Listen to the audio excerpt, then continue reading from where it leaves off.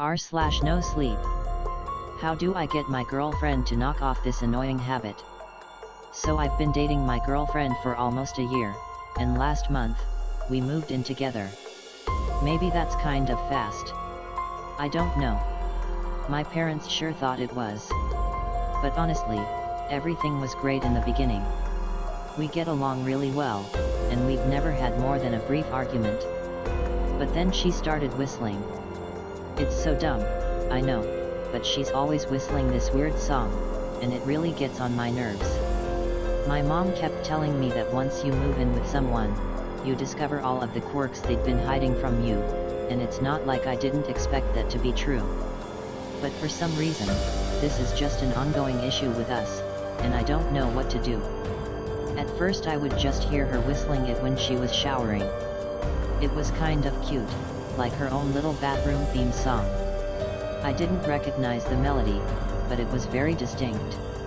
I could mimic it from memory if I wanted to. In fact, sometimes it gets stuck in my head, and it drives me a little crazy. You know the type. After a week or so, I asked her what the song was, and she just laughed. I'm wondering if maybe she came up with it on her own, something that she does absently, especially once she started doing it more. Like I'd be reading a book, and she'd be on the computer, and she'd just start whistling.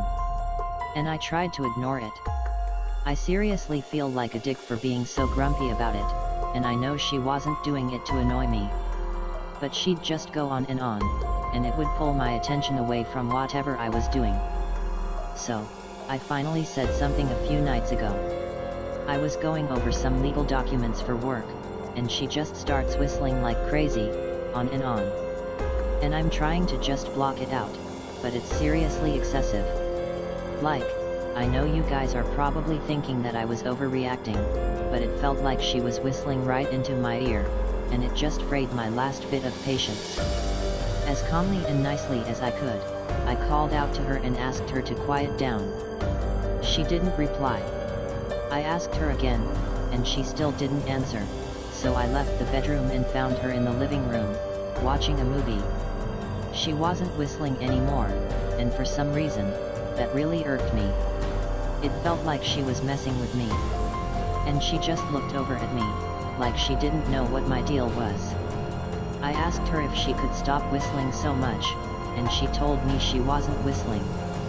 Now, I get that maybe she doesn't realize she's doing it, but no one whistles that much and doesn't notice. It's not really like her to mess with me like that, and I don't know what she's trying to get out of this. I thought maybe she was teasing or playing a joke, but she had to see how annoyed I was. I asked her again to just not whistle so loudly, and she didn't answer. There was tension in the room, and it felt like our first fight since moving in together. Even though she didn't whistle for the rest of the night, I couldn't focus on my work anyway because I was upset about the confrontation. Then, of course, the next night she was whistling again. I hear her when she comes home from work, and she keeps going for at least an hour. I didn't want to have another fight, so I just hung out in the bedroom and listened to her move around for a while. I felt like I was blowing things out of proportion, but honestly, how hard is it to just not whistle all the time? It was no big deal when it was now and then, but I feel like she whistles more than she even talks to me now. So I'm sitting up in the room, thinking about that, and that's probably why I was worked up when I finally came down. She was cooking dinner, which is sweet, but she was still whistling. So I said, softly, "Hey honey, maybe we should put on some music instead, so you don't have to fill the silence with whistling." I tried to play it off like a joke, but I knew she'd probably see through it and get annoyed again. She didn't even turn to face me, just huffed and kept cooking. After a minute, I told her I was sorry about the other night, but the whistling just sort of strikes my ear wrong, and if she could try not to whistle so much and so loudly, it would make my life a lot easier. I feel like I was being fair. I know it seems controlling and nitpicky, but it was bothering me a lot. We all have our things, you know? I try not to chew loudly at the table because it bothers her, so why can't she just stop whistling sometimes for me? but she totally freaked out. She turned around and told me she wasn't whistling and she didn't know what my problem was. At this point, I don't get why she was doing this. It obviously wasn't funny for either of us, and she seemed genuinely upset, so I don't know why she kept provoking me. I asked her what her deal was, why she was so defensive about the stupid whistling, and she told me to shut up. She told me she was sick of talking about it, like I was the one being unreasonable. I never get mad at her, but I just snapped. I told her to stop whistling before I lost my mind. She called me crazy, just because I was getting a little upset, and somehow, that was all I could take. I grabbed one of the cast iron pans from the stove and swung it at her head as hard as I could. She fell over and smashed her head on the counter, but I swung the pan again before she hit the ground. I think I hit her maybe 3 or 4 times. I don't remember, but I feel horrible. There was blood everywhere, and her jaw might be broken. No, I think it is for sure. I couldn't believe I'd lost my temper like that, and I have no idea how we can move past this. I feel so ashamed for letting things get physical, regardless of how much she might have been provoking me. But here's the kicker. She's still whistling. And I asked her nicely to please stop, but now she won't even pause. For 2 days she's just been lying on the kitchen floor with her eyes rolled back and her mouth hanging open, just marinating in congealed blood, and she's still f***ing whistling. I don't know what to do. I don't want to break up, but this is just too much. I just need her to shut up. Just shut up. Just shut up. Just shut up. Just shut up. A conversation with a stranger on the bus. Hey. I asked, pulling off one side of my headphones. I said I like your boots, the man repeated. Oh, thank you. I had a bunch of pairs exactly like them for years and years. A good workin' boot, you know. They definitely are. I use them every day on the job. Where's that it? Turner Construction. Ah, yes, yes. You're building that big OLE thing up on East Avenue, ain't you? Yes, sir. It's going to be one of the biggest in the city. So it seems. I used to do construction too, you know? That was way back in the day. I started back when your mama was probably a toddler. Oh, yeah? With a company, or freelance, or... My papa had a small construction and carpentry business. He hired me on when I was, maybe 15 or so. That was all the way back in 1962.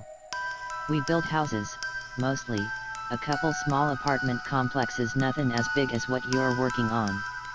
Did you like it? Boy, you bet your ass I did. Working all day was a free gym membership. Ha. Plus, all the perks that came with it. Perks. He smiled. Can ya keep a secret, boy? Yes, sir. You ever play in a construction site as a child? When I was a lil one, me and my buddies would sneak into houses being built and explore 'em. Maybe break a couple bottles here and there.